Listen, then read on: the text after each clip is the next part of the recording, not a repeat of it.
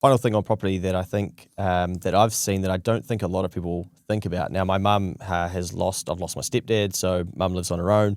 And I was back there recently and she's like, can you please get up and clean the gutters? Now, part of me is like, fuck, I better not fall off this because this is going to be a massive... ACC. This is going to be a big issue. But anyway, I get up and I help her clean the gutters. But I do that and I think about it, I think, man, how many people across the country are going to have what they've been told is an asset, which truly in accounting terms, if I'm putting my next advisory hat on, is a liability because it's still costing you money, even once it's mortgage free. So mum's mortgage free, but she's still got rates and she's frustrated by the cost of those and you got to repair it. And a lot of people have the bulk of their wealth tied up in their property.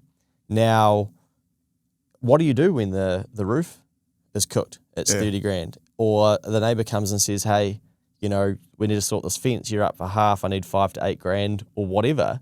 Like, how does someone access that cash? And I think it's just like younger people need to realise that we're living through this. So there's not really the answers because people aren't talking about that because we're now seeing it at scale with so many mortgage-free baby boomers getting to the point where they've lived through this methodology, which is basically on the ladder fast and then go again if you can build up enough equity and get a rental, and then at least someone else is paying that. And then, you might have some passive income, but you might have one rental or 600 grand median rent, 30 grand for the year. Okay. Like how far does that go? By the time you pay 30% tax on it, or let's say even 20, you still got to pay your rates, your insurance, still got to repair something. 2 weeks, it's empty. All of a sudden that 30 grand of rent becomes, 20, let's say, maybe even less after tax, 15 grand. What's that per week? Does it add that much to your life? So even that teaching doesn't feel like it is that fit for purpose for the age that we now live in. Yeah. But again, the wealth is still tied up. So then people are then incentivized again to then go back to the bank and say, hey, now I need to borrow this. Now we might need a reverse mortgage. We might need an equity release scheme. We might have to sell the property to a family member and access it. So I think there's not been enough teaching that, hey, yes, it might protect your wealth, but it's stuck. And now what are you going to do? Like, why are we not waking Kiwi people up being like, hey, it might solve the wealth protection piece, but you're still fucking broke. Yeah. Like, you've got no access to the cash unless the bank will let you have the wealth. Yeah. And along those lines as well, I mean, the process of selling a house actually is an incredibly painful, traumatic experience. And you've got all these agents' fees and it can, a family member trying to sell a house at the moment and, the market can go up and down and it's like, man, why would you have such an illiquid thing with all your wealth stored in it like that if you really, do need to pull out to do something, right?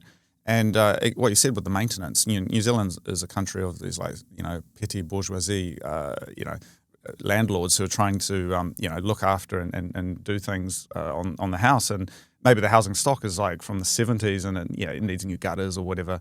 Man, that's a mission.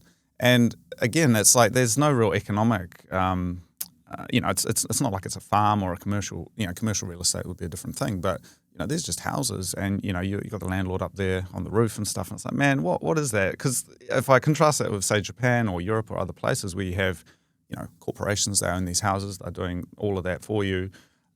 It's just like a much more professionalized system. And I think New Zealanders have that in their DNA, though, that they love the DIY and kind of the sense of ownership. But it is a mess. And you don't know, again, a house isn't necessarily a house either because, maybe you've got a leaky home or you've got a property that's got some seismic issues, it's on some bad land, etc. Man, there's so much work that you got to do to just even understand, like, is this house going to wash away in the next flood and stuff like that. So for me, it's just so much overhead. Whereas when you have something that's purely designed as money, as savings from the get-go, like Bitcoin, it's just a much easier thing. You don't have to think about it. You don't stay up at night thinking, oh man, what am I going to do about those foundations? It just works.